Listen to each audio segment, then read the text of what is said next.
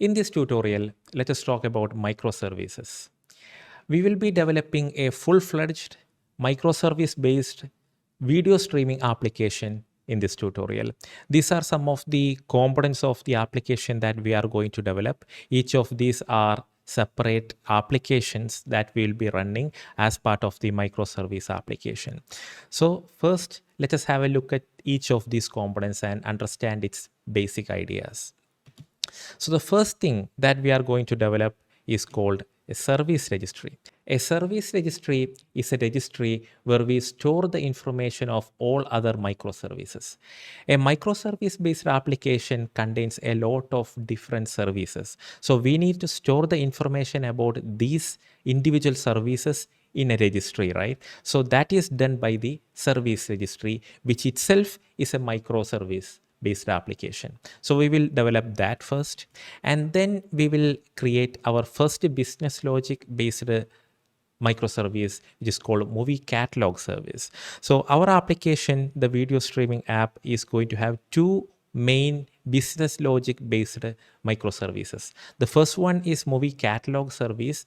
The catalog service is to store the information about the movies and videos we have, and we have a movie streaming service. So the movie streaming service is responsible for streaming the video, and the movie catalog service is responsible for storing the metadata and the information about the available movies and so on. So those are the two business logic based microservices, but that is not all enough. For running a microservice based application, we need to have a lot of other components to make the systems work. So let me show you the next thing we need, that is a API gateway. So the API gateway act as a gate for the application. So as you can see, we will be making requests for the API from Postman or HTML based web application. So all the requests coming from the outside comes to the API gateway first, then it will go into individual microservices that provide the service. For example, if I want to show a list of videos or movies I have, first the app will communicate with the API gateway. It will know that, yeah, I need to get the list from the movie catalog service. Then when the user requests to watch the video, that video should be streamed using the movie streaming service, which is another microservice. So to the outside world, the web app and the APIs will not know that this is a microservice based application. So that kind of abstraction is provided by the API gateway. And this is the bare minimum requirement for creating the microservice based application, but that is not enough. We need to have two more components, and that is and one thing that we need to add is called config server, that is to control the configuration of all other microservices from a centralized place. We will talk about that in detail. And then we need a Zipkin. Zipkin is a tracing tool that is used to collect the logs and provide information about the microservices that is running for the application. So this is the basic idea. So I will just go through this application concept again. We will create a service registry, and then we will create two main business logic based microservices for our application, that is catalog service and streaming service. Then we will create another microservices for gateway, that is a separate application, separate service that act as the gate for our application. Then we will create the config server and Zipkin for tracing and centralized configuration. And there is one more thing, that is service to service communication. So in this tutorial, we will also be covering how to communicate between two microservices. So these microservices will be running as separate application in separate servers or separate containers in any way possible, but they need to have a communication between them to properly execute the business logic. So we will see that also. So that's about the concept of this application. Let us have a quick look at the application that we are going to develop first. This is the application we are going to develop. You can see a couple of cards here, each with a video. So all these are the videos that are available for streaming, and the data comes from two different microservices, like we discussed. One from the information about these videos, like this title, this description, the link to this video, etc., comes from the movie catalog service, and the actual video streaming, the actual streaming of the video happens from another microservices called another microservice called movie streaming service. So this is the application that we are going to develop. I can play any video. I can play multiple videos together. They are all handled through the API gateway, through our business logic based on microservices. So without further ado, let's get started. Let us start our development. So the first module we are going to develop is going to be this service registry. And as you can see here, it is going to use a framework called Eureka Service Registry. So that is the main framework we need to create a service registry application. So let us start our development. I have loaded the start.spring.io website to create our Spring Boot application. So let me fill the fields. So the group is going to be com.genuinecoder, and the application, I will call it as service registry. Okay, and then description registry for my video streaming. Okay, for the project, we will use the Gradle Groovy itself, language Java, and the latest stable Spring Boot version is 3.2.4 as of creating this tutorial. So we will stick with that. And for Java, let us use the latest Java LTS version 21 as of creating this tutorial. And for dependency, we need two dependencies. So the first one, like we discussed, is going to be the Eureka server. So you can see that it is called Spring Cloud Netflix Eureka server. It includes the Netflix because this framework was developed by the Netflix company, hence the name Spring Cloud Netflix. So we will add the Eureka server, and then we will add the Spring Boot starter web. So we need Spring Web dependency. So these are the two dependencies we need for our service registry application, and let us generate the project. The project is generated. Let me open that in IntelliJ IDEA. The project is now downloaded. Let us extract that into a folder. So I am extracting that into Learn Microservice folder, and then open that as a IntelliJ project. So let me open that service registry. Okay. Currently, IntelliJ is building the project. While it does that, let me look into the build.gradle file. And here you can see that we have the two dependencies here, Spring Boot Starter Web and Spring Cloud Starter Netflix Eureka Server. So the two necessary dependencies are there. The first thing we need to do is to go into the service registry application, the main Java class, and add a special annotation. So the annotation we need to add here is enable Eureka server. So this annotation will enable or activate the Eureka server related configuration for this application. So that will enable the Eureka service registry server, and then we need to go into our resources folder and do some customization here. So the first thing we need to specify here is the port of this application. So in this tutorial, we'll be creating multiple different applications that will be running as microservices. So we can't have everything running on 8080 port or the default port. So everything should have its own port, its own specific port here. So the port, for the port, I will use the port as 8761.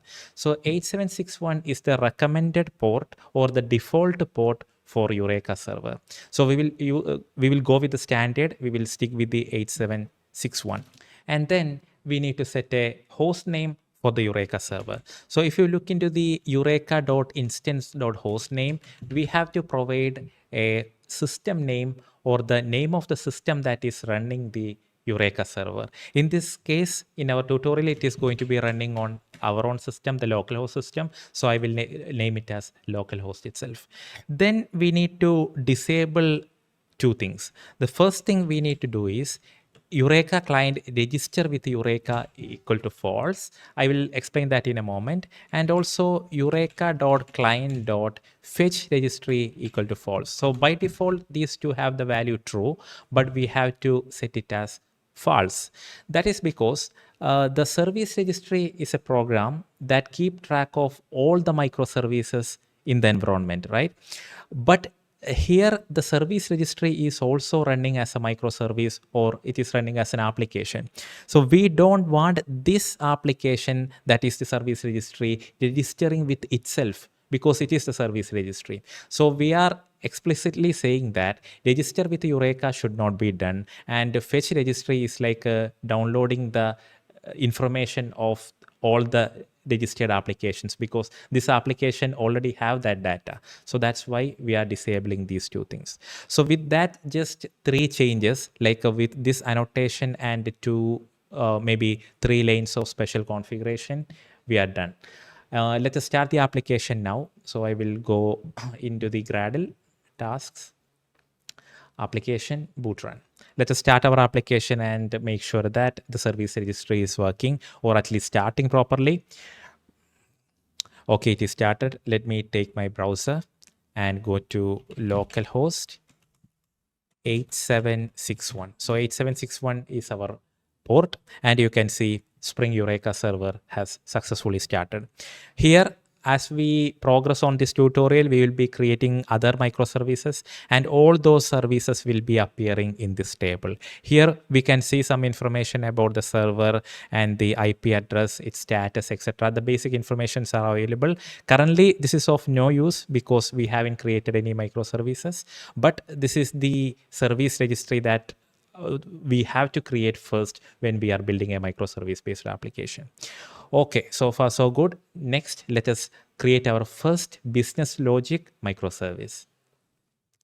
We have successfully completed our service registry creation, and the next thing we need to do is this movie catalog service. This movie catalog service will hold the information about the movies or videos that are available for streaming. So this is like the one that has access to the database that stores the information about the videos that should be displayed on the website or app that we are going to develop. So let us start creating our project. Let me take the Spring initializer, and here we have it, and then create our new project here. So the new project is going to be called movie catalog service, and keep track of videos available for streaming. So I am giving that description, and everything else is good. The jar, Java, that is fine. And here we have to choose some other dependencies. So the Spring Web is required, and Eureka server is no longer needed. Instead, we need a Eureka client, discovery client. So what this dependency does is, or what this framework does is, this allows us to connect to the Eureka server and register this to the discovery service or Eureka service registry.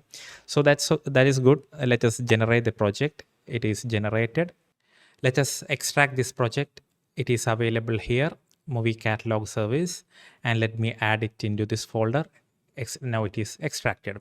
Now I have two options. The first option is to open this project in a separate window, or I can actually add that project into this window itself. So this development or this tutorial is going to have many projects.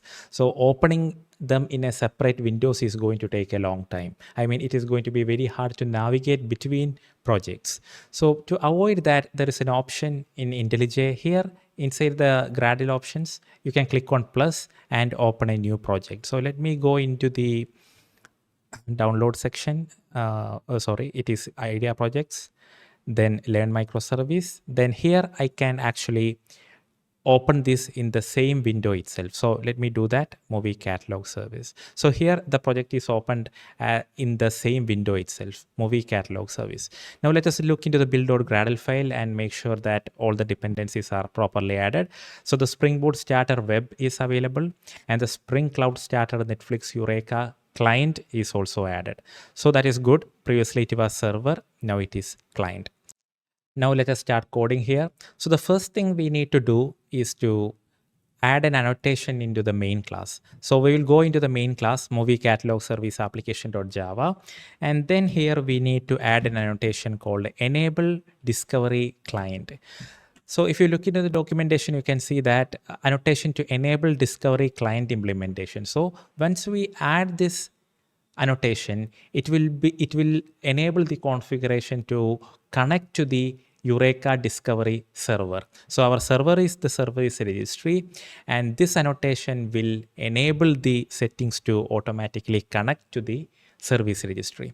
So that is needed. And then we need to add some settings on the application.properties file. And here we have to provide a port for this application. So server.port. Here for this microservice, I will give the port name as, or port number as 8090. Okay. And then we need to add one more setting that is called Eureka service URL. So there is a thing called Eureka client service URL. And then here we have to provide a default zone value and then provide the URL of the Eureka server, because this application needs to know at which address the Eureka discovery server is running. Only then this can connect and register to the service registry. So the URL at which the service registry is running is localhost 8761, right? So we will give it like http localhost 8761. Then we will provide /Eureka. And that's about it. That's the only configuration we need to do to register this microservice into the service registry. Now let us start our application. There are two ways to start this. The first and basic option is to choose the main Java class and choose the run option. But this is problematic and hard because we have to have multiple services running in this project. For example, right now we need to have service registry running along with the movie catalog service. So managing each of them by going into each main class and starting the run option is very hard. So IntelliJ IDEA has an option called services that allows us to easily manage multiple programs or services from one dialog or one pane or one panel itself. So I'll be using that option. But if you are using your own IDE, something other than IntelliJ IDEA, then you can use the basic option. You can just go into the service registry main class like this and start it, and then start the catalog service as well. So that is possible, but this is the easier approach. So I will use that. So here I will choose add service, run configuration type, and I will choose Spring Boot, and I will go to the Gradle and just do a synchronization. Gradle sync or Gradle build, and here you can see the two applications, the service registry and movie catalog, are available here. So first I will start the service registry because the catalog service need to connect to that registry to register it. So that is up and running in 8761 port. Very good. Now let us start our movie catalog service application, and it is starting. Let us have a look at the logs. I don't want this much big left panel. Okay. So here you can see that it is running on 8090 port and registering application with the Eureka with the status up. You can see here that it already registered the service with the Eureka server. Let us make sure that let's go into the Eureka server 8761, refresh, and here you can see our catalog service is successfully registered here. So it is up and running, and the status is up and the application name is available. And there are two things like AMIs and availability zone. So these information is like in the microservices applications, more than one instance of the same services will be running to balance the server. Let me give you an example. Let's say you are developing a Netflix alternative and you have customers from all around the world. So just one instance of one service is not going to going to be enough, right? Because that is a lot of load. So you will have same services running on different computers, so that the traffic coming from US will be handled on one zone, and traffic from India will be handled on some other zone, etc., in some specific server. So that's why these availability zones and AMIs informations are available. So our first business logic service is created, and it is successfully registered with the Eureka server. The next step is writing business logic for movie catalog service. So this service is responsible for storing the information about the videos that are available for streaming. So for that, we need to connect to a database. So we will be making use of Spring Data JPA to connect to an SQL database and store the data. And we will create a couple of controllers to create the data or store the data to the database and get the data from the database. So I'll be going through these topics quickly because they are not exactly related to the microservice section, and I have covered the Spring Data JPA in detail on my previous tutorials. So we will speed up this part to go to the next important topic quickly. So the idea is I have these 4 videos stored inside the F drive stream folder, and I have prepared the data as well. Let me open that, and I have prepared the data in a JSON format. So this data will be submitted via an API, a post request that will get saved into the database. So the first thing we need to do is to add dependency for Spring Data JPA so that we can connect to our SQL database. So let me take the necessary dependencies. So we need Spring Data JPA and MySQL connector. Let me build the application. And then here I need to give some configuration in the application.properties so that I can connect to my database. So application.properties, and here let me provide the username and password and the other details like the data source URL for the database. That's about the database connection configuration. Now let us create a database model to store our video information. So I will create a package called model, and then let me create a class called Java class movie info. And this is going to be a database entity, and I need an ID, a generated value, and I will use a strategy for generation type dot identity. Then I need a private long ID. So this is the primary key. Then private string name of the movie, private string description for our movie, and private string path. And this is going to be the path of the video, like where exactly it is located in my drive. Then I will make use of alt insert. So alt insert to generate getter and setter, and that is created. So we have the movie info database class ready. Let me create a new Java class. So that is going to be movie info repository, and I need to extend that from JPA repository and at repository annotation. I have covered this in detail in many other tutorials. That is why I am not explaining what I am doing at right now. I hope it is clear for you. If it is not, please refer those tutorials. I will leave a link to those in the description. Okay, so it is going to be an interface so that I have the movie info repository. So the database class is ready. Now I need to create a controller so that I can accept the JSON value like this. Let me show you the data.json. So I can accept this value in the request and save it to the database. So here I will create a controller. So controller package, and here let me create a Java class movie info controller, and it is going to be a REST controller. And here we have to write a post mapping. So here at post mapping, and here I will call it as like movie info / then save, and here we will write public.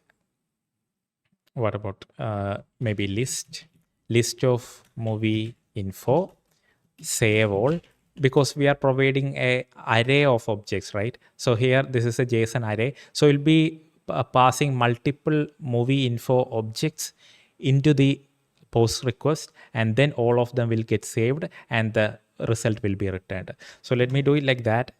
Save all, and at request body, and here I will receive a list of movie info list, and then I need to save it to the database. For that, I will create an object of movie info repository, and then using that repository, I will save everything, save all movie info list, and I will return the value. So that should save the movie info into the database. We need one more controller, one more endpoint that is for getting all the saved ones. I'm sorry, we don't need a separate control. We need a separate endpoint. So at get mapping /movie info, and I will call it as list, right? So public list movie info get all. And then here I will call repository dot find all. So that will return all the movie info objects available in the database. Let us restart the application. So movie catalog service application. Let me rerun the application. So that request is given. And let me make sure that the database connections and all are created. So you can see initialize JP entity manager. So the database connection is okay. Let me also make sure that the Eureka discovery client has it. Yeah. So here you can see it is still up. It connected to the service registry. Now it is time to save our data into the database. So I will create a post request. So post request, and then the URL is going to be localhost 8090 movie info /save, and the body is going to be a raw value JSON type, and here I will copy and paste my prepared data. So this is the data. So name, description, and path, it should match with the movie info name, description, and path. So that values will be automatically filled and then submitted to the server. So I hope everything is clear here. Localhost 8090 movie info save. Let us make a save request. And here we go. That completed successfully. As you can see here, these 4 entries were saved to the database and the ID was assigned. We can confirm this by making a GET request. So localhost 8090, then movie info, then list. So when we call list, it should return all the movies or videos that are available in the database. So that part is good. Our business logic for our movie catalog service is now completed. Now it is time to create our video streaming. So that is movie streaming service. We have finished our movie catalog service, our first business logic based microservice. And the next thing we need to implement is the movie streaming service. So that is the second and last business logic based microservice we have to implement. So the movie catalog service saved the information about the videos or movies available for streaming. And the movie streaming service will be the one who will be actually streaming the video or providing the video to the clients or streaming the video to the clients. So we will develop that movie streaming service next. To develop that, let us take the Spring Initializer again. So we used this the last time for creating the catalog service. I will change that to movie streaming service. So artifact and name is changed. And let me change the description. So provides videos for streaming. And here regarding the dependencies, the same dependencies we need. So the Spring Web is required and the Eureka Discovery Client is required. And everything is set. Let us generate the project and download it. It is downloaded. Now let me extract that. So movie streaming service is available here. And let me extract that to this folder. Open that as another sub project in the same window. So I need to refresh this one. Yeah. And movie streaming service. Okay. So the movie streaming service is loaded here. And if I refresh the Gradle, it will appear as another service that I can start. The build is completed. You can see the application is now available for starting. So before starting, we have to obviously configure some things. So here, let me close everything. So the first thing we need to do is to go into the main class, Java movie streaming service application, and enable the Eureka discovery client by adding the annotation. So at enable discovery client, so that will register this application or register this service with the service registry. And here inside the resources application dot properties, just like we did last time, so default zone, I will just actually copy and paste that value from the previous application dot properties file. So this value is required here, default zone. That's it. And we have to provide a port value also. So here it is going to be server.port equals 8091. So our first service, catalog service, was 8090, and this is going to be 8091. That's about it. Let us start the application and make sure that it is properly connected to the Eureka service registry. Okay, so it is started. Let us go ahead and check the Eureka. And here you can see movie catalog service and movie streaming service are properly connected to the Eureka service registry. Now, the next thing we need to do is to add the business logic for video streaming. Now let us create a controller for streaming.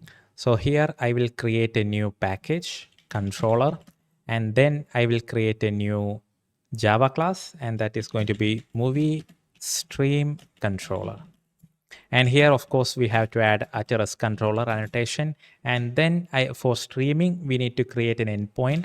So that is going to be a get mapping. And here I will give the endpoint as stream. And then here we need to receive the path of the video that is going to be streamed.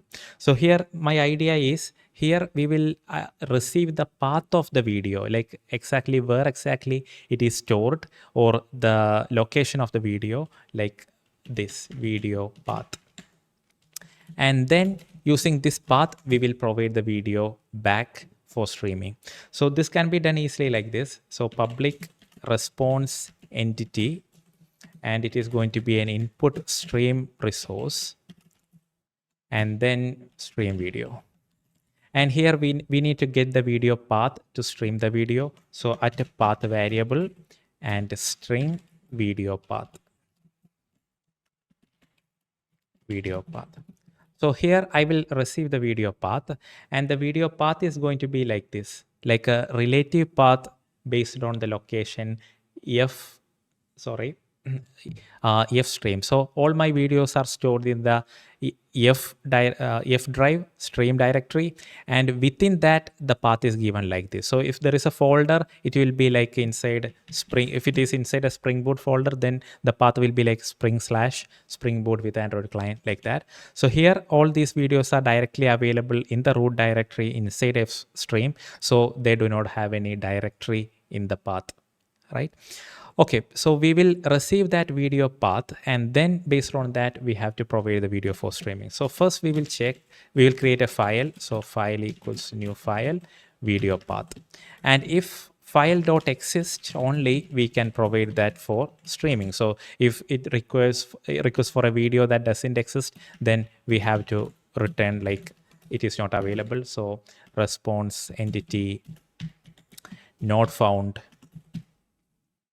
built, right? If the file exists, then we need to create an input stream resource, new input stream resource, which acts as a input stream. So new file input stream, and here I will give the file. Okay, and then return response entity. Okay, content type, media type of. So here we need to type what kind of content we are returning. So all our videos are of MP4 type. So parse media type video/MP4 video, and then body Then for the body, we will provide input stream resource. And there is an exception that can happen due to the file. So return file not found exception. So this is it. And here I need to add a return value. So that is the code for providing a file, a video file for streaming. So so again, let me just conclude this. So any request made to stream with a video path will take the video path, and if that file exists, then that file will be returned, right? So far so good. Let us restart the application, movie streaming service application. So that is our streaming service. To check this, let me open a browser. I am not using Postman now to check the video streaming because Postman cannot show videos, streaming videos. So let me open a browser and go into localhost 8091/stream. Then I need to give path of a video. So the path of the video I will take from one of the sample data. So springsecurity.mp4 is a valid path. I will give that. And there is an error, no video with supported format. So that means it didn't return any videos. Yeah, and the bug here is that I am just directly using the video path. Actually, the path only contains the relative path from the F stream directory, right? So I need to put like a path here. So public static final string. And here I will name it as directory. So video directory, and I will give it as F//stream / like that. So inside this folder, we are giving this path. So video path. So it should be video directory plus video path, right? So far so good. Let us restart the application and see if that solves the problem. It is started. Let us go to the browser, refresh the page, and here you can see the video is properly streaming. You can see it is buffering the video to the front. I can go for full screen. So the video file is properly shown by the HTML5 browser. So actually this video player is provided by the Firefox itself. We are only providing the video file with the content type video MP4, and it is automatically playing that video. So that's it. We have successfully created our first video streaming controller and its endpoint. So this is done. We have finished our movie streaming service. And this is our second business logic based microservice and third service in total. And the next thing we need to develop is called API gateway. So this is to solve a problem we have now at the moment. So let me explain why this API gateway is needed. Right now, if we are developing an application like the front-end HTML web app or making a postman request, we have a big problem. For example, let's say I want to get a list of movies available. So I will go into 8090 movies info/list, right? So at this time, I need to know that the port number is 8090 and it is located in this. Currently, it is on my local system, so it is localhost 8090. So that is there. And if I want to stream it, if I want to stream that video, then I have to go to another port, which is localhost 8091, then stream Spring Security MP4. So that is another port. So the problem with this approach is, as we have more and more microservices, the number of ports and number of different IP addresses, I mean, in real world scenarios, it is not going to be a local host. This is going to be in one server. This is going to be another server in another port. So it gets complicated. So from a outside perspective, for the application that are running on the client side who are making these requests, this makes the request very complicated. It doesn't know to which port it should connect to which IP address it should send its request to, etc.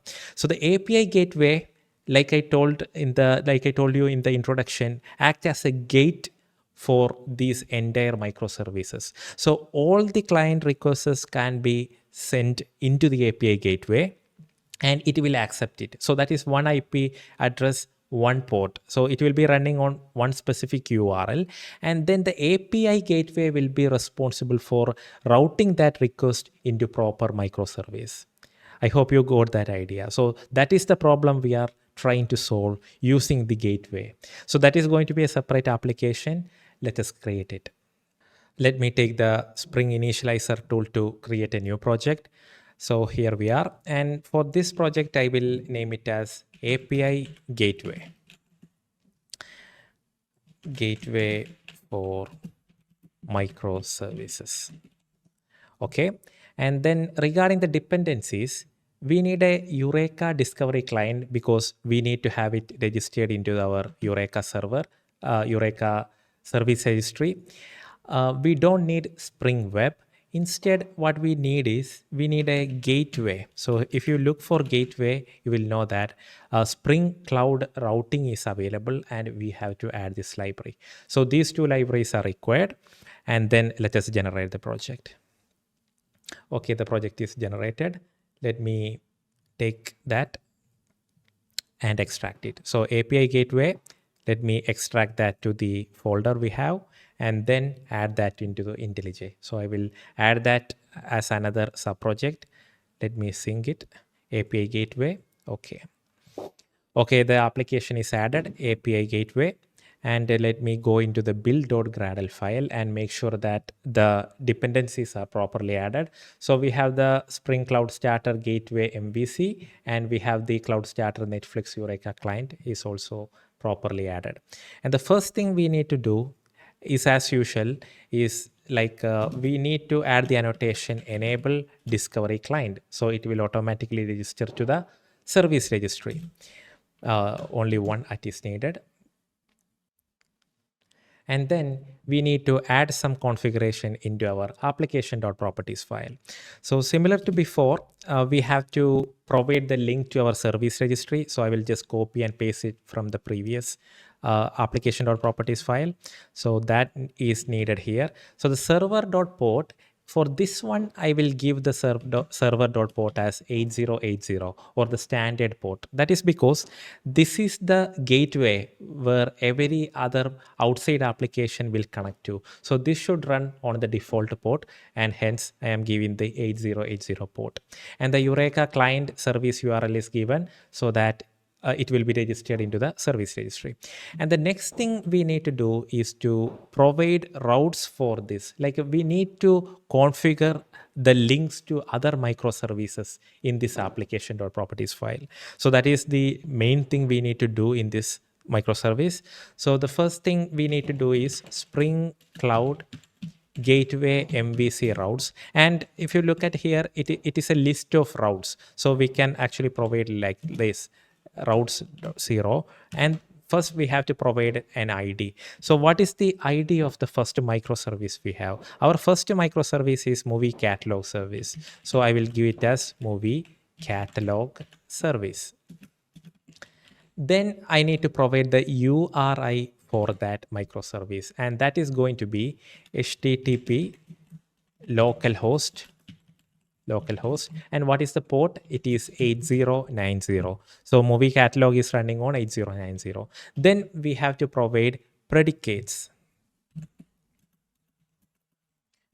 Predicates, as the name suggests, is like the criteria. We have to tell the Spring Gateway, the gateway, when should this microservice should be invoked. So we can tell it like if the path equals /movie info /star, then invoke this gateway. So let me explain this again. In the movie info controller, every endpoint we have starts with a movie info. So here we are telling the gateway that whenever any request comes with this path starting with a movie info, anything after that, use this movie catalog service, right? So similarly, we can write route for our second microservice also. So that will be like a first one in the array.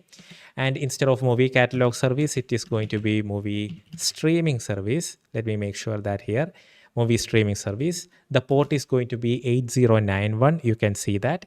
And inside the path, it is going to be always starting with the stream. I will make sure of that. So if you go into the movie stream controller, you can see that all the functions, there is only one function, and that one start with the stream. So we will give that stream value there like this. So that's about the configuration. So if you have 10 microservices, then you will have to create 10 entries like this. So each microservices name will be given here, their URI will be given, and their predicates will be given. So the predicate is also an array, so you can add more than one predicate like this. Now, so far so good. Let us start our gateway and make sure that it is working properly. So let us run the app and wait for it to start.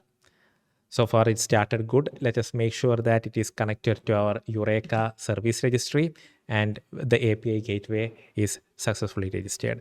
Now let us see whether our problem is solved. So our problem was that specifying different ports needed for different requests. So 8090 and 8091 has to be provided. So right now it should be accessible via 8080, and you can see I am able to access it via 8080 movie info list. So what is happening is whenever I make this request, the API gateway will be invoked and it will automatically map that request into the corresponding microservice.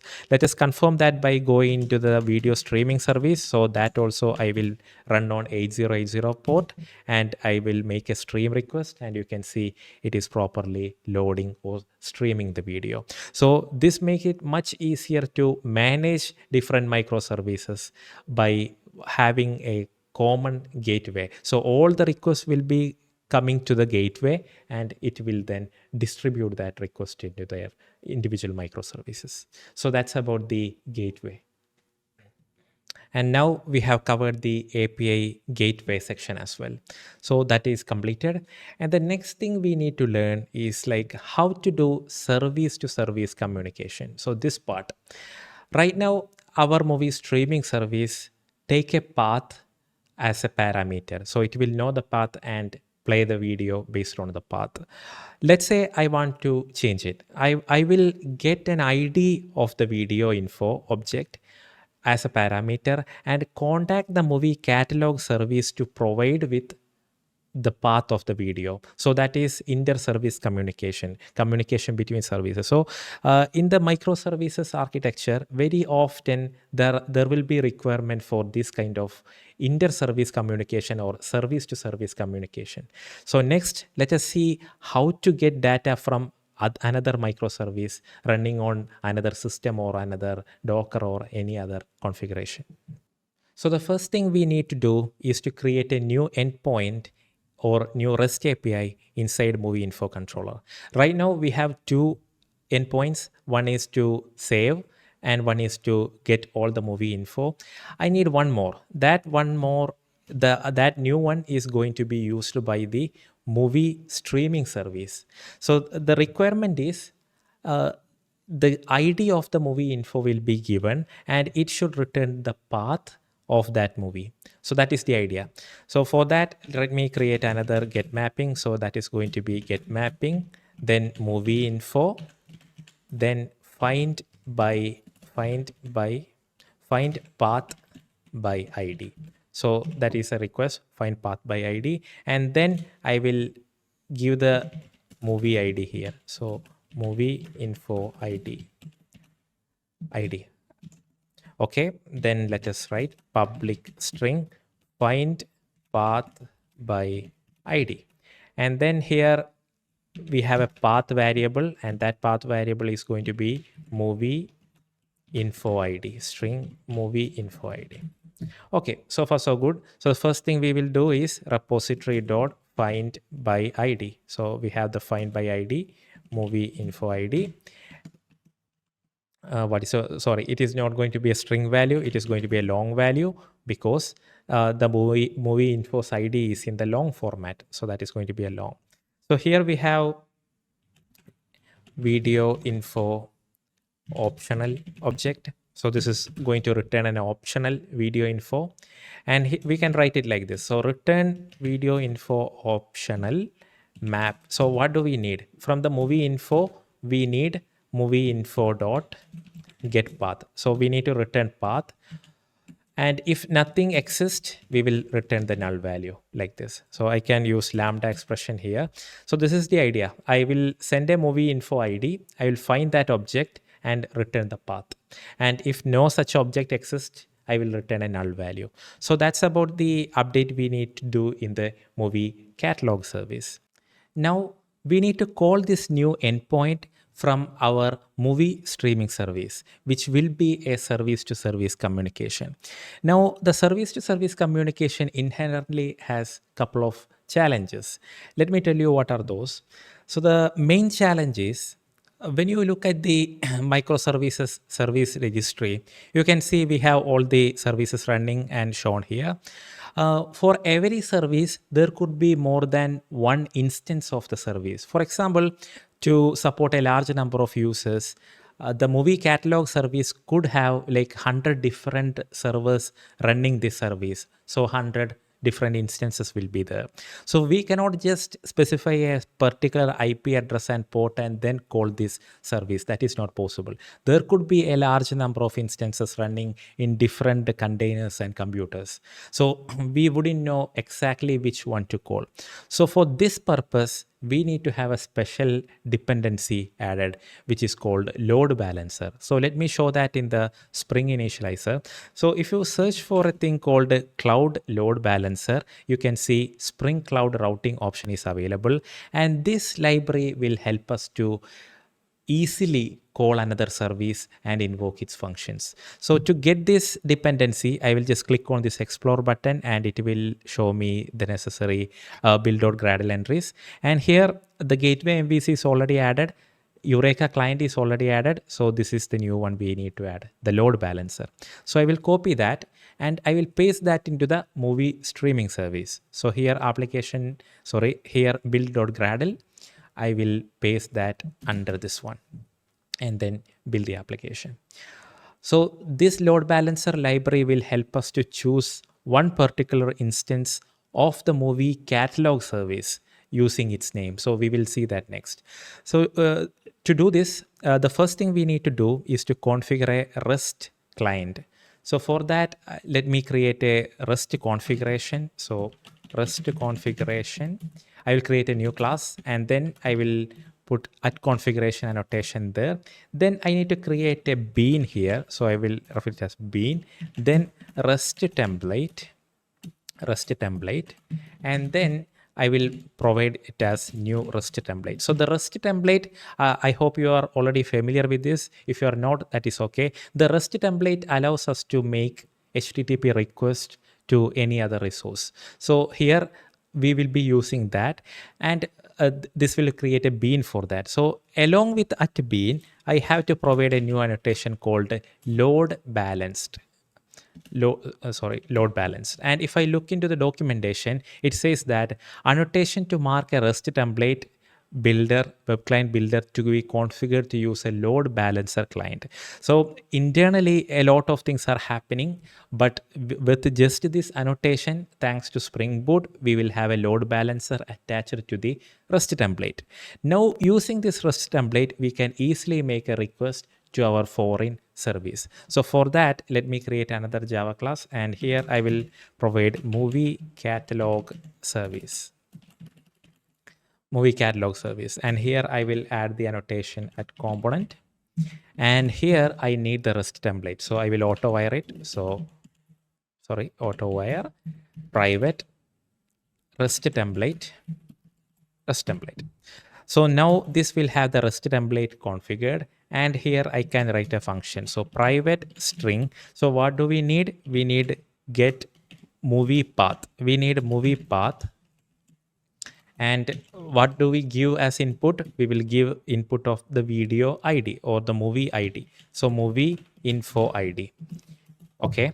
Now let us see how to handle that. So REST template dot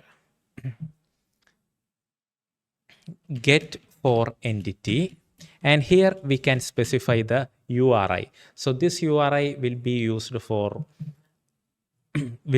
to connect to the service. So the first thing we need to do here is to create a constant, and here I will name it as catalog service, and here I will give the name of my service like this. So http movie catalog service.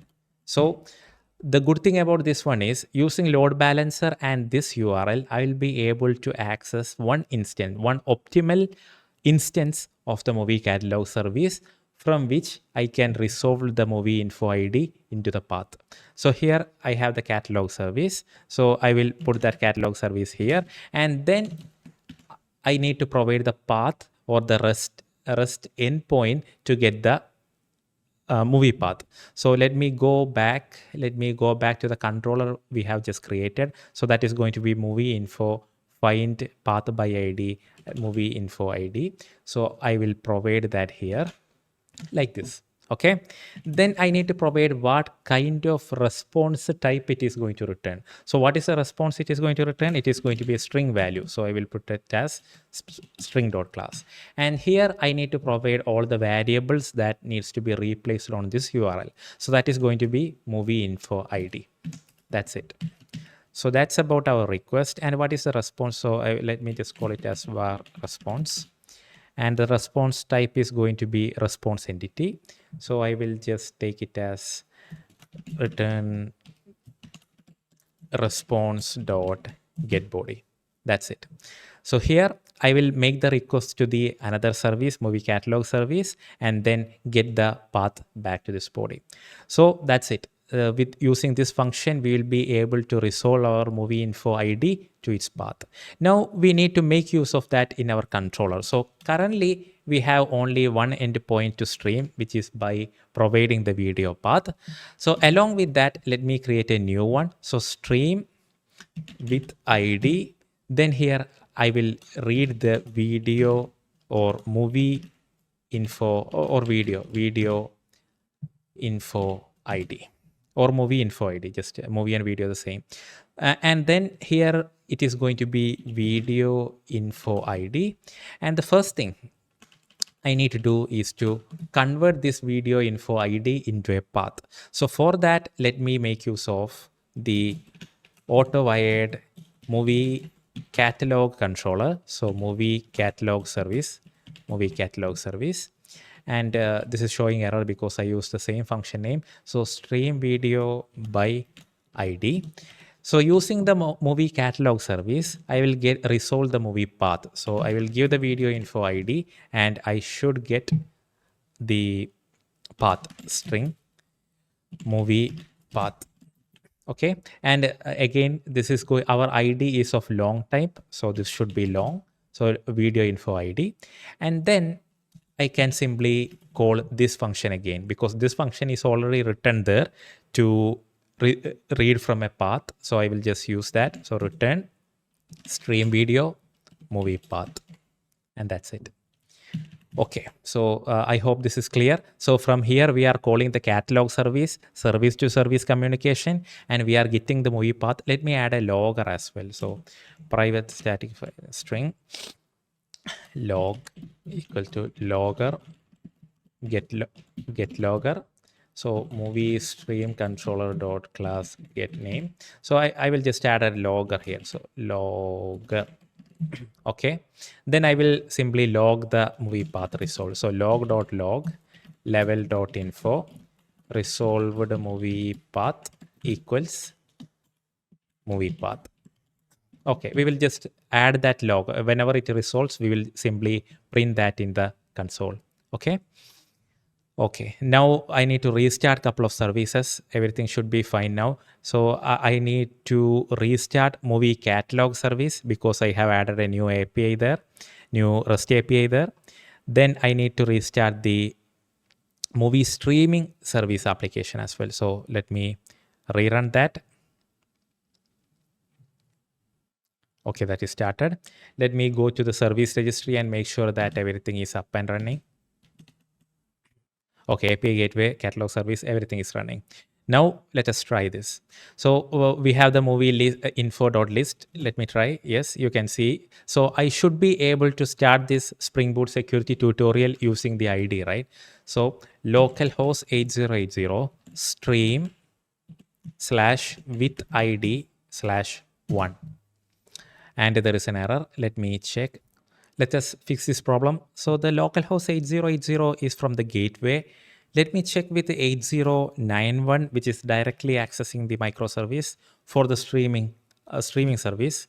And here it is working. So here you can see the video is properly loaded using the stream with ID function. But when we come back to the 8080, the gateway, it is not getting called.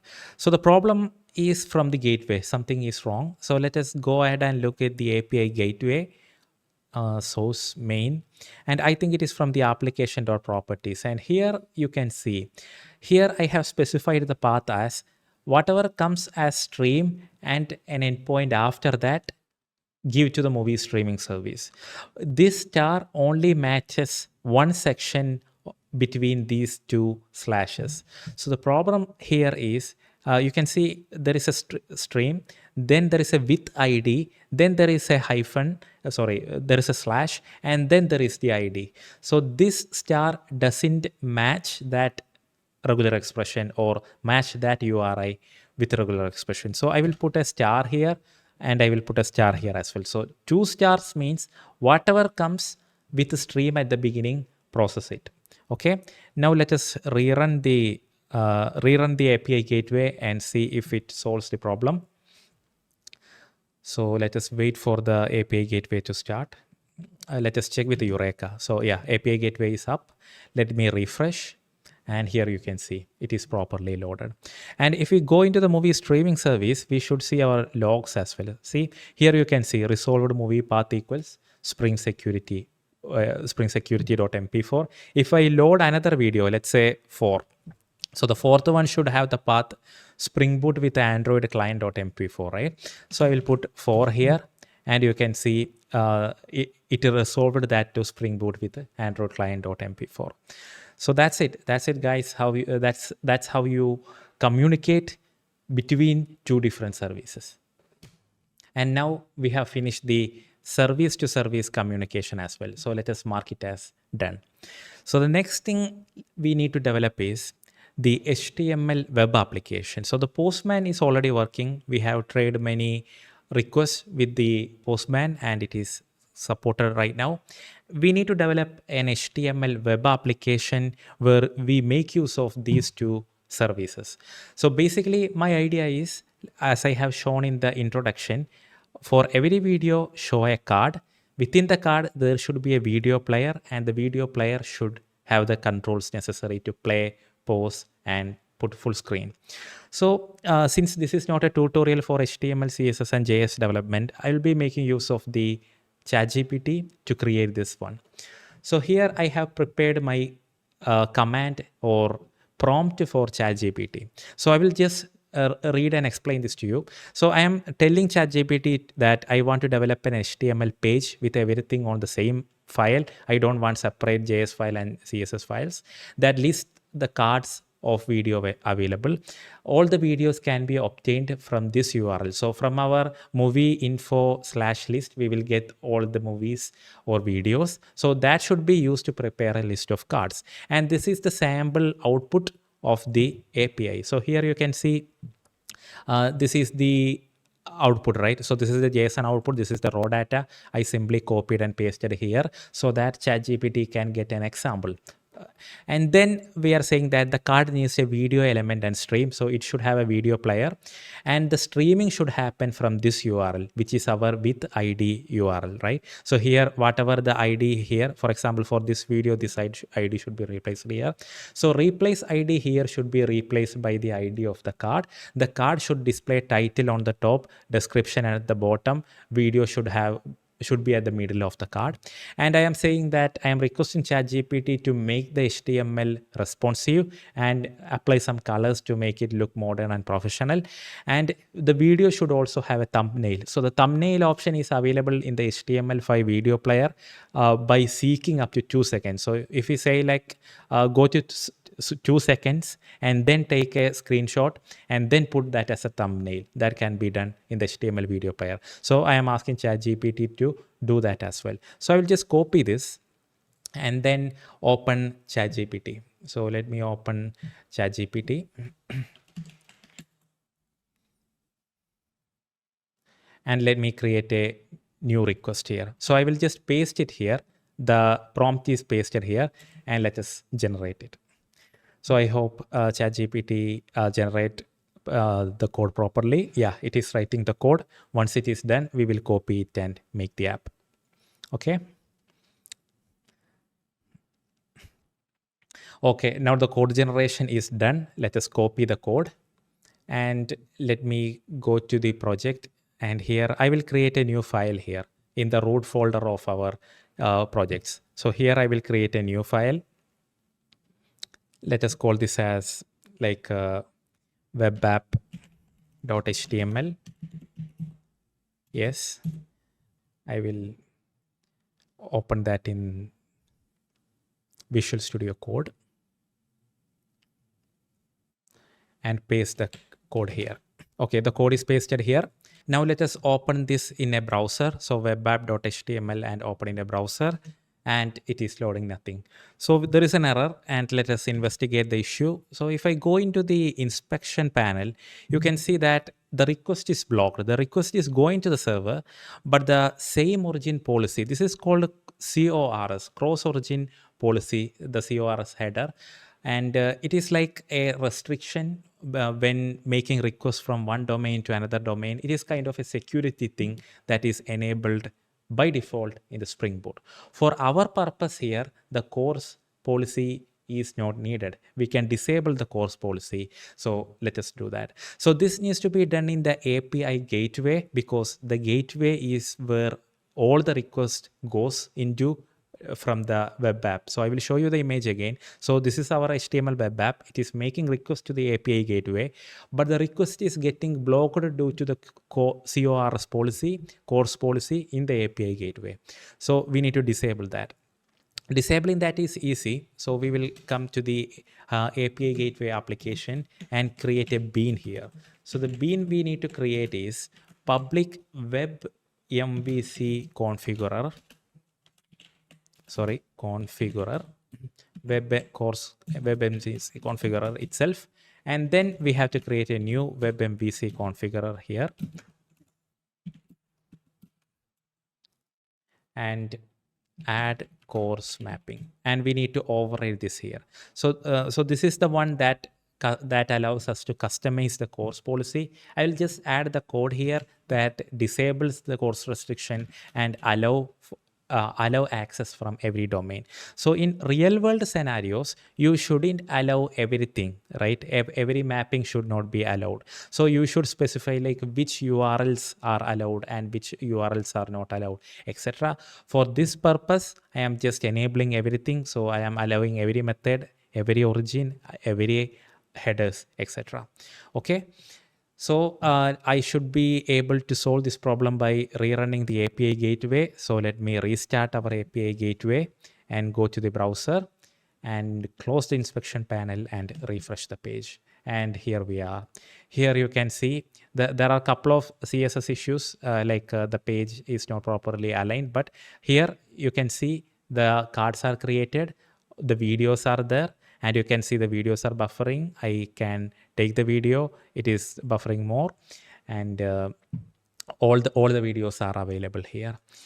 Okay, now I can ask ChatGPT to improve this. Like I can tell it that there is only one card shown per column, and then I need to have it responsive. So let me do that quickly. So this is only showing one card per row. Can you make it responsive and show multiple cards per row? Also show thumbnail from 2 seconds. Okay, so let us ask ChatGPT to improve that. It is improving. Let us wait for the generation to complete. All right, so it is completed. I will copy the code, paste that into the webapp.html page. Done. Then refresh the video cards. And here you can see it properly made it responsive. Now still the thumbnail is not properly generated. Let us see if we can fix that with the ChatGPT. So I will ask it to I will ask like the thumbnail is still not working. Let me see how it is loading the thumbnail. So it is using the video.poster with the video ID t equal to 2. So it is appending a hash time with the can you use alternative approach to generate thumbnail seeking with t equal to 2 doesn't work. Can you try loader metadata event? I am asking it to use another method. So I am asking it to load the video dynamically and then from there take the image. So let us see if that works. So let me take the new code and then paste that into the VS Code and refresh our video cards. And here you can see the problem is solved. So it used an alternative approach to load the thumbnail. Now the videos are working. I can take it to full screen and every video is properly. So this is JavaFX background task tutorial. This is my Android, another kind of Android tutorial. And this is JavaFX 14 tutorial. So everything is working. So that's it, guys. That's about our HTML web application for our microservice backend. We have finished our HTML web app as well. So let me mark it as done. And the next thing we need to discuss is the config server. So we will be talking about this configuration server. First, let us understand why a configuration server or a centralized configuration server is needed. So right now, if you look at the project structure, you can see there are many microservices. We have 4 services as of now, and each of them have a lot of configurations on its own. For example, if I go into the movie catalog service and its application.properties file, resources application.properties, I have a couple of configurations here, including the Eureka default zone URL, the database configuration, the port, etc. And this is true for all the projects we have. So when the project becomes huge, when there are a large number of microservices and other things, it becomes extremely difficult to manage these configurations. For example, consider this scenario. You are changing the Eureka server, right? The registry server or the service registry is going to be changed to a new domain or a new server, and you want to change this default zone URL for all your microservices. So what do we do? So in that case, it is very difficult to go to each project and change these variables. It would have been very much easier if there was a centralized way to change this. And that is where the config server comes into play. The config server allows us to have single place of configuration. You can configure all your microservices configuration from a single place. And the single place can be a folder where you can put properties files for all these microservices in a single folder, or you can even put that in a Git directory in a remote repository. So whenever you push a commit to the remote repo with the changes, all the microservices will automatically get that configuration update. So it is very useful and it is very much required in real world microservices architectures or microservice applications. So let us see how we can use that. So this is going to be another application. So we will make use of the Spring Initializer. We have it opened here. I will just remove all the previously added dependencies, and I need to change the name of this project. So this project is going to be called config server. Okay. Manage configurations. Okay. Then for dependency, we need to add config. We need to add the config server. So you can see a framework here called Spring Cloud Config, and it provides central management for configuration via Git, SVN, HashiCorp Vault, and even local directories. So we will add this config server, and then we will just generate it. So let us also add the registry. So Eureka discovery client, so that we can register this into our Eureka service registry, right? So these two dependencies I will add and then I will generate it. Let me extract the project. So config server into my learn microservice. Okay, it is added config server. Let me open that in IntelliJ as a subproject. Synchronize config server. Okay. So the configuration server is added, and inside the configuration server, let me look into the build.gradle file. And here you can see we have the config server enabled and we have the Netflix Eureka client is also added. So I will go into the source main Java config server, and here we have to add an annotation as usual. So the first thing I need to add is enable discovery client, right? So it will get connected into the Eureka discovery service registry. And here I need to enable configuration server. So I need to add this annotation so that it will automatically enable the configuration server for me. So it will act as a configuration server. Now let us go into the application.properties file and do some configuration here. So as always, first we need to provide a port for this application. So server.port, I will give the port as 8888. This is the usual port or the default port used for the configuration servers as a convention. It is not mandatory, it is just a convention. And then here we have to provide the location at which we will be providing the centralized configuration. So for that, you need to use Spring Cloud config server native search locations. And here we will give a location of a folder where we give the configuration for all of our microservices. So here in my case, let me just open this. Let me go into F directory and then I have created a config folder. So I'll be storing all my configuration inside my F drive, inside my config folder. So I will give that here, F//config. On top of that, by default, Spring Cloud config make use of remote Git repositories. So that is how it usually works. For this tutorial, since we don't have a remote repository, I am using this normal location. If you are using Git, you can make use of Spring Cloud Git. See, you can see set URI here. So here you can provide a location for your Git URI and you can set the Git username and password, etc. So that is how you configure Git. For our file-based centralized configuration, we need to add only one more line, that is going to be Spring profiles.active, and we will give it as native. So with these two lines, we are specifying that all the configuration will be available inside the F config folder. We have to add one more line, that is to register with our Eureka discovery server. So for that, let me copy the usual line from here and paste that into the config server like this. Okay, Eureka server. So far so good. Let us start the application. Let me refresh the Gradle so that the project will appear under the services.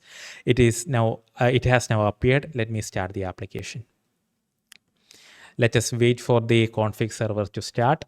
So it is so far so good. It started. Let us go and have a look at the Eureka server. And you can see that the config server is up and registered with the Eureka server. Now we need to make use of this configuration server to control the configuration of our microservices.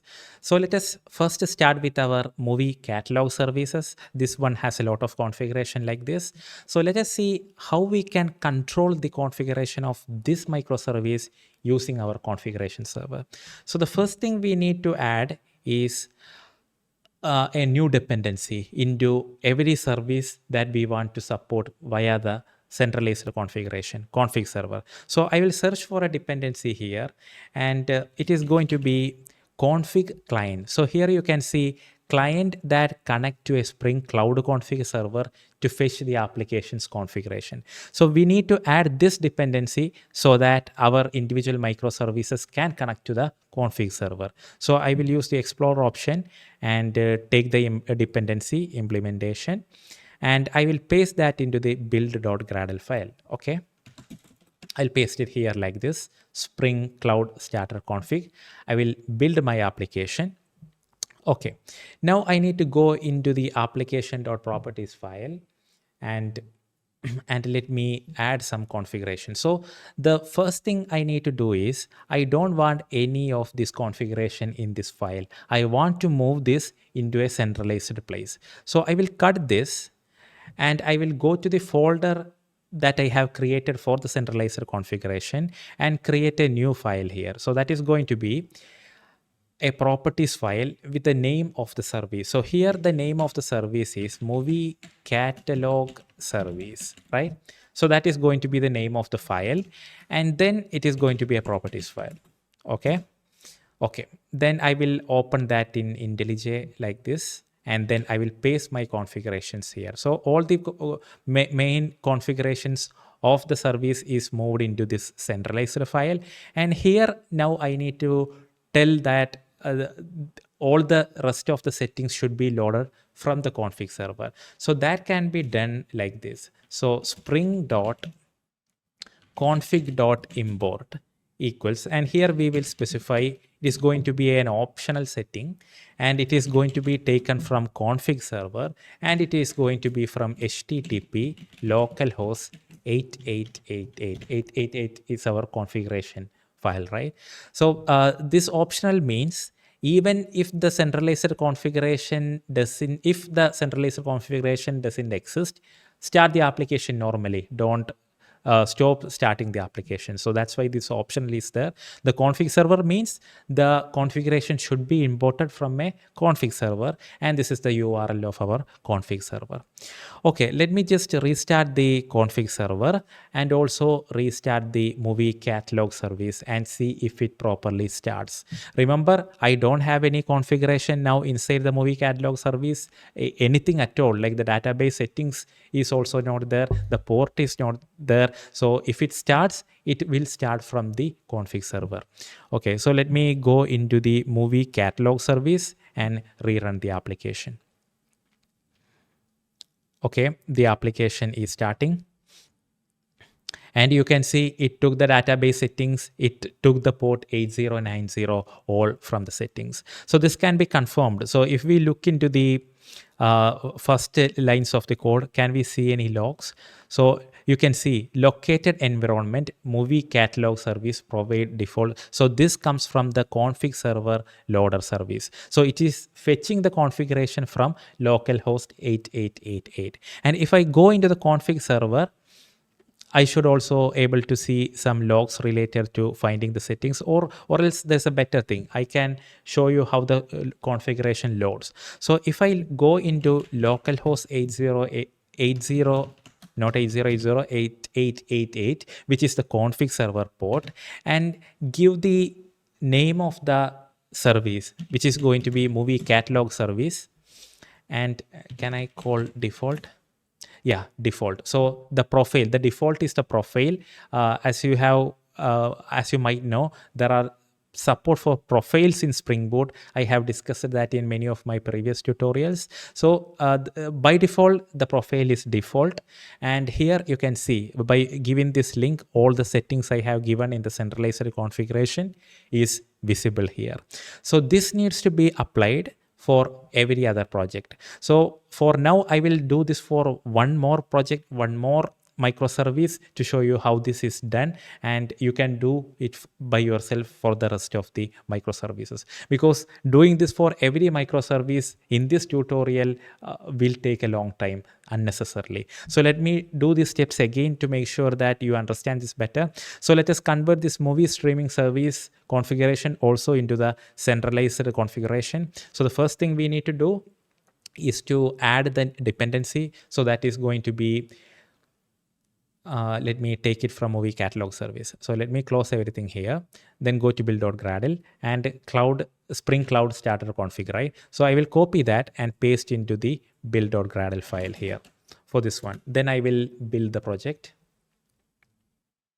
Okay, the project is built. Now I will go into the resources application.properties, and I will cut these two lines. These two configurations will be moved to the centralized folder. So let me take that config, new file, text document, and here the name is going to be name of the microservice. So movie streaming service. Then it is going to be properties. Okay, then I will open that in IntelliJ IDEA, then simply paste those two settings here. And then I need to come back to the original application or properties file inside movie streaming service. And here I have to specify that it should load the settings from the config server. So that also I will take from the movie catalog example. So let me open this one, Java resources application. So this line I will copy, and then I will paste that into movie streaming service, source, main, resources, application or properties here. Okay. Now I will restart the application. So movie streaming service, right? Let me return the rerun the application. And I should see that it loaded it from the config server. See, you can see that fetching configuration from 8888 and it started the application. Let us make sure that our web application is still running. So let me open that. So config, let me take that from Genuine Coder, IDEA projects, then microservice. This is our web app. So our web app is still functioning. It is loading. So the centralized configuration worked properly.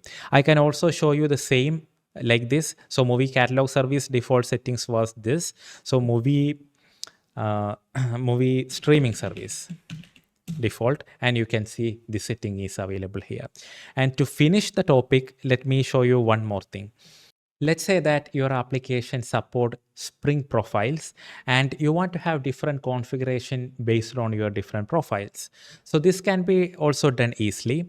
So you can just go, let's say you want to have a separate configuration for development profile, right? So you can do that like this. So movie streaming service, and put a hyphen at the end of the service name and put your profile name there. So Spring movie streaming service -dev.properties. Then if you add any configuration here, you can have it for this profile. For example, here you can set the server.port as 8100 like this. And then if you go into the configuration server and instead of default, if you give dev there, you can see the port is 8100. So the default one is also shown because it kind of works like an inheritance way, or where the default one is there, will be always there. And on top of that, the new settings will be available. The special configuration for that profile will be available. So you can have these kind of different profile-based configuration also using this configuration server. So that's about the configuration server part. And with that, we have finished our config server as well. Now let us talk about the Zipkin. So let us first try to understand why Zipkin is needed. So as you have seen, microservice-based application can contain a lot of services. And sometimes some services will have problems like it will take a long time, or some services will be having a lot of load and slowing down the system. So when you have 10 microservices connected together, 9 of them are working very well and one is having a problem, the whole application will affect because that service will be taking a long time to respond, especially when there are service to service communication and so on happening. So for these kind of things, we need to have a lot of data and we need to have traceability. Let's say a request came from our HTML web application to the API gateway to stream a video, right? So a video stream request came. So when that request came, it went to the movie streaming service. It wanted to fetch the path of the video file from the catalog service. So it will make that request and use that value to do the streaming. So when these kinds of service to service communication happens, we want to find out how much time each of these steps are taking, or how much time each request is taking. So the Zipkin tool allow us to have a look, or it will track all of these informations. So let us see the web page of Zipkin. So it says that Zipkin is a distributed tracing system. It helps gather timing data needed to troubleshoot latency problem in service architectures and so on. So setting up Zipkin is very easy. You just have to install the Zipkin tool and set up some configuration. So let's see how to do that first. So let me take the quick start option, and here you can see there are multiple ways to set up Zipkin. So unlike what we have done until now, where we created a new project and included a dependency and create that application like config server or server registry, this is different. Here the Zipkin is already available as an executable application. You can just use a Docker or a Java jar file to run it. So here, using this Docker command, you can start the Zipkin tool and connect our microservices into the Zipkin. Or you can manually download the jar file and then run the jar file using java -jar command.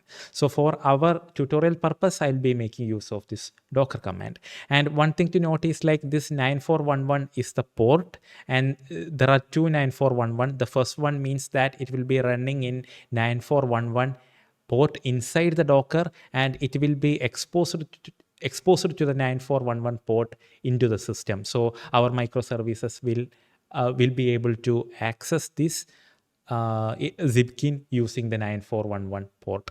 So I will just copy this, and then let me open a command prompt, and paste it like this: docker run -d -p. And I already had it downloaded, so it just started it. So if you are running this for the first time, you will show a couple of messages. But for me, since it was already there, it just showed this one, and it is running. So if I go into 9411, if I go into localhost 9411, you can see it is showing me a very good UI. There is nothing if I run query, or if I go to dependencies, there is nothing because we haven't linked our microservices into this. So let's do that next. So to link our microservices, we need to add some dependencies into our services. So for that, we need to search for Zipkin in the dependency section, and you can see here that Zipkin observability that allows us to enable and expose span and trace IDs to Zipkin. So we will click that, and we will go to the explore option and take the necessary dependencies. So if you look into this, we have a couple of things like extra dependencies. So this is required. And starter config is not required. We need the actuator. So these three dependencies are required for the Zipkin. So I will copy that, and I will add that into our movie catalog service. So I will go into the movie catalog service, build.gradle file, and I will add those dependencies here.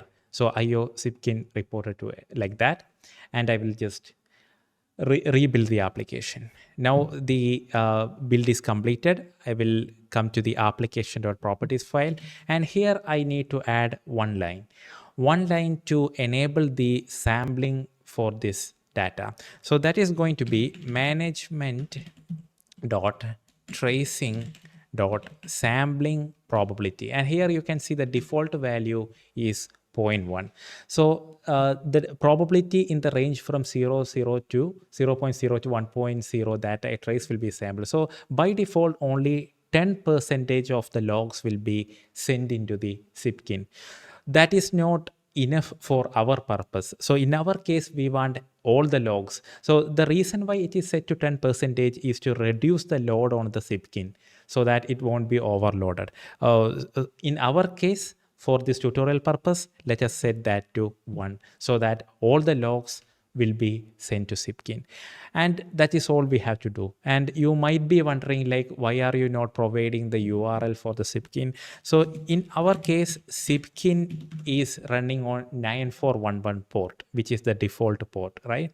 So if you want to change that, you can use management Zipkin tracing endpoint. And here you can see, give your URL, whatever your host name is, and then whatever the port is, and you can just use that value to override it. It is not needed right now because I am running on the default or recommended port 9411, so it is not needed.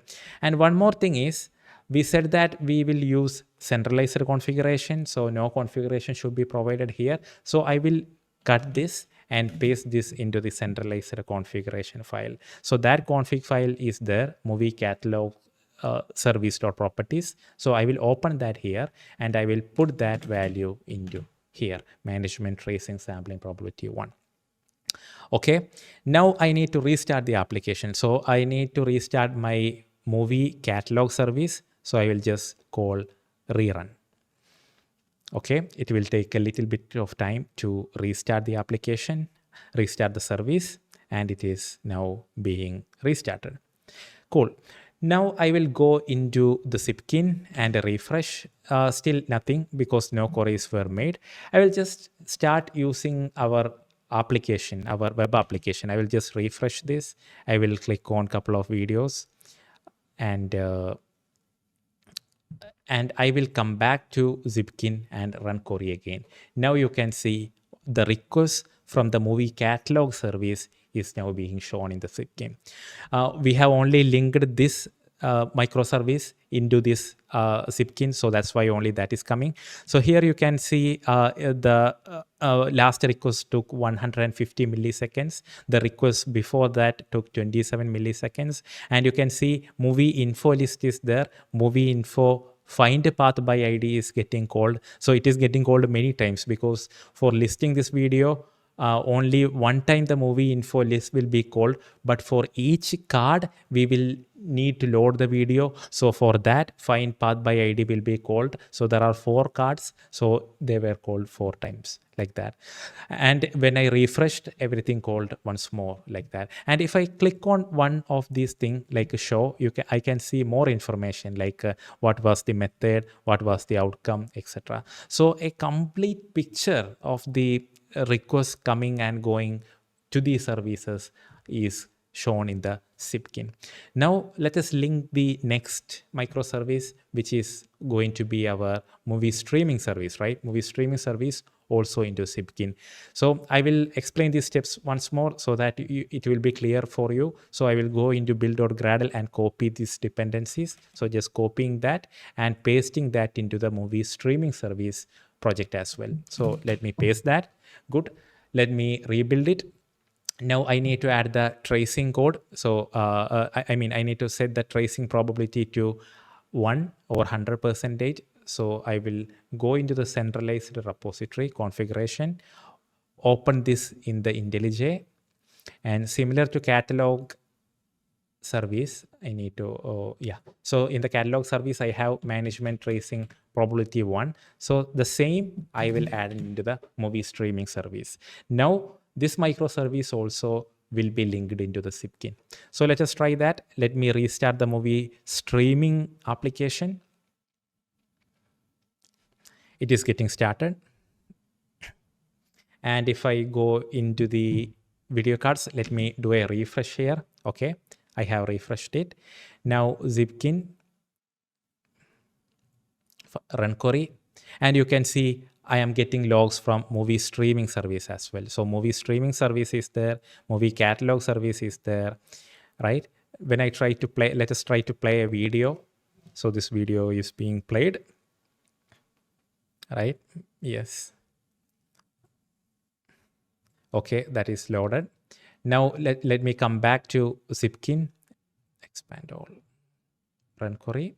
Yeah, movie streaming service is there. You can all see here that one request took 18.46 seconds. That is because it was continuously streaming the video, right? Everything else is like milliseconds only. This actual video streaming, video playing is shown with a duration because the request is not completed until that video is stopped. So that's why that much duration is shown there. And here you can see all of these information. And with that, we have finished the Zipkin observability tool as well. So we have covered all these important topics in the microservice based applications. I will just go through these ideas once more to refresh your memory. So the first thing we did in this tutorial was creating a service registry. Service registry act as a registry for all the microservices. So I will show you the microservice registry. This is our registry. It lists all the microservices running in the environment or running for the application. So we created the service registry first using the Netflix Eureka service registry framework. Then we created our movie catalog service, which had a link to the MySQL database for storing data, and it stored the information about the videos and movies.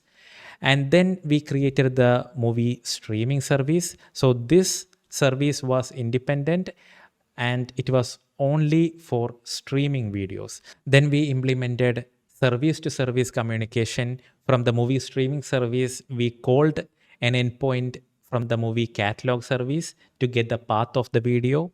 Then we connected all of these to the API gateway. API gateway is crucial for connecting from public applications like Postman and HTML web application, because API gateway always run on a fixed port, fixed IP address, fixed system, and then that gateway will be responsible for distributing the request to its proper microservice. So in our case, movie catalog service and movie streaming service. We have developed our simple HTML web application using ChatGPT with the basic HTML video element and CSS and JavaScript. Then we created a config server. So the config server really helped to manage the configuration of all microservices from a centralized place. Then finally, we discussed Zipkin. Zipkin tool is really helpful for logging and tracing and tracking the performance of the microservices. And with that, this tutorial is coming to an end. Thank you for watching this video. I hope you liked it. If you have any suggestions or comments, please let me know in the comment section. This project's source code and everything will be available on GitHub. You can find the link also in the description. If you have any suggestion for new videos, any topics, please let me know that as well. And if you need any further explanation on any of the components, like maybe service registry or config server or Zipkin, please let me know. Each of these individual components actually deserve its own videos because that much customization is possible. So I hope you like this one. I will see you on the next one. Bye.